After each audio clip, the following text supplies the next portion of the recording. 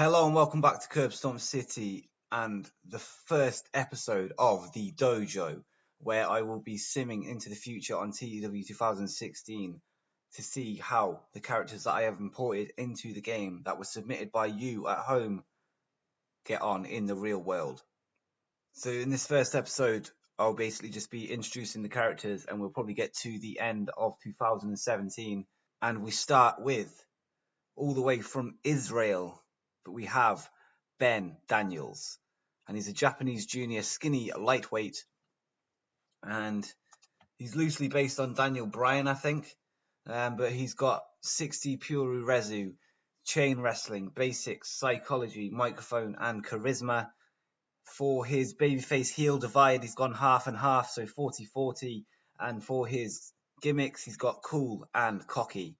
If you notice that your character is in the game but is based somewhere different from where you requested, it's just because there was too many people asking to be based in that region. For example, everyone pretty much wanted to be based in America, so I've had to spread it out a little bit.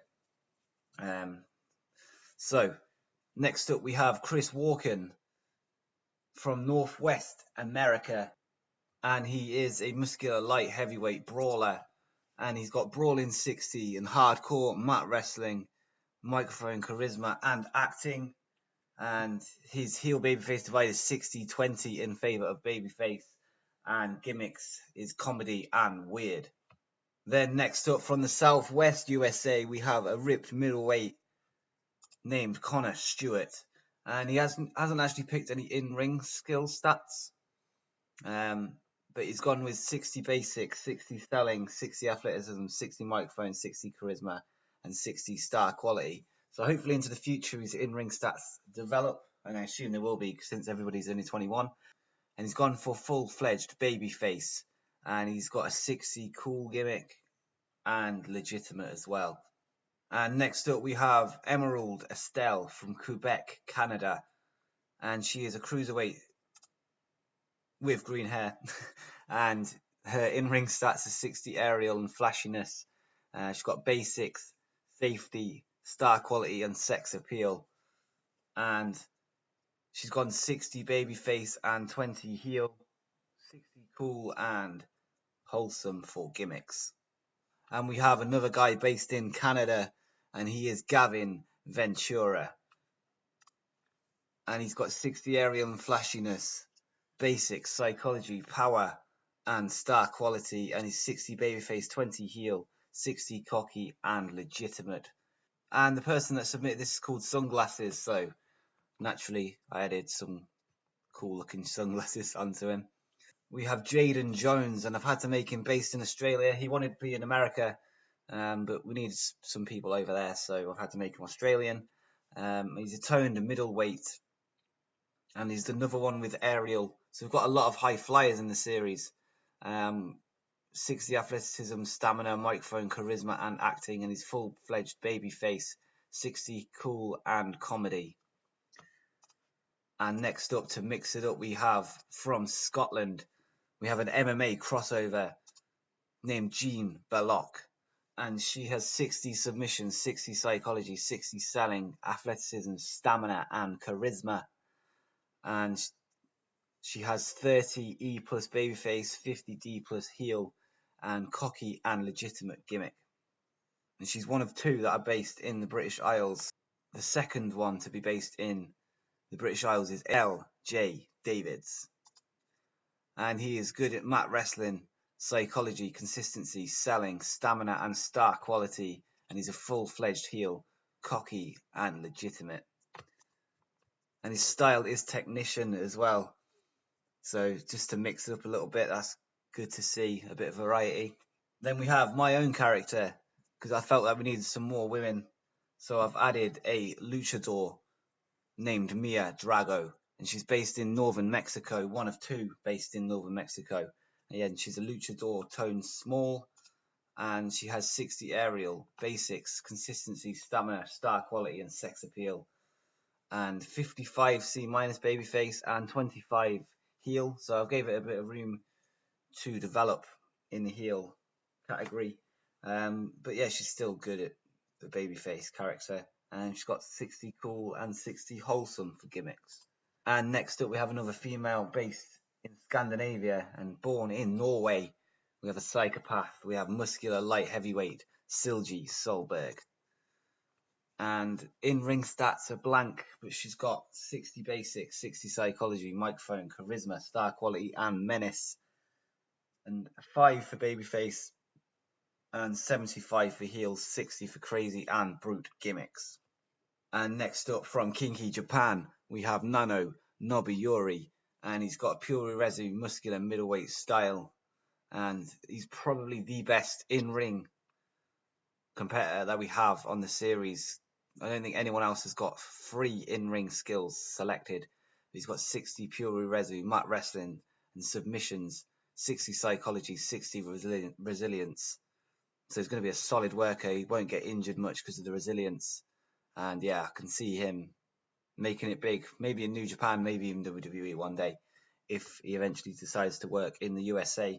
But he has 45D babyface and 35 E plus heel, 60 legitimate, 60 wholesome. And then last but not least, based in Mexico, we have Thunder.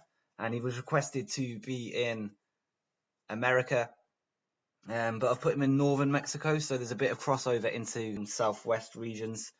So yeah, hopefully he makes it to America one day, but we needed more people based in Mexico, so me and 370 Gaming are over there, ripping it up in northern Mexico. And yeah, he's got 60 brawling, 60 basics, 60 consistency, 60 power, and 60 resilience, and finally 60 star quality. And in terms of gimmick and performance skills, he's got 45 babyface, 35 heel, and brute and weird gimmick. And yeah, he's set to psychopath, muscular, heavyweight as well. So yeah, let me know in the comments below at the minute who your favorite is, who you're looking forward to seeing, who you think will do the best in terms of increasing in popularity.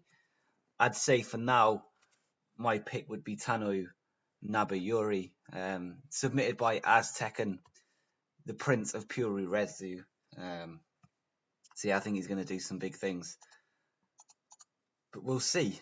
So I'm going to sim to the end of the year just to see how everyone's getting by, if anyone's had any work yet. And yeah, I'll catch you then.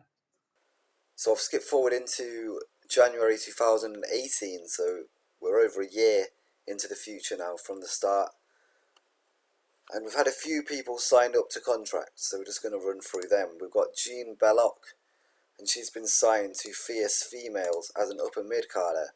And this is a all-female company in Scotland, so that's a perfect fit, I think. So yeah, as you can see, upper mid-card so far, so we're going to keep track of pushes and see who's got the best push in their company. Next up, we've got Conor Stuart signed to PWG, the Blueprint, and he's only an opener at the minute. Then we have Mia Drago has been signed by CMLL in the women's division, so we can't see really where she is on the card, but yeah, she's got 9s and 7s over the world, and 1/6 there, so not too bad.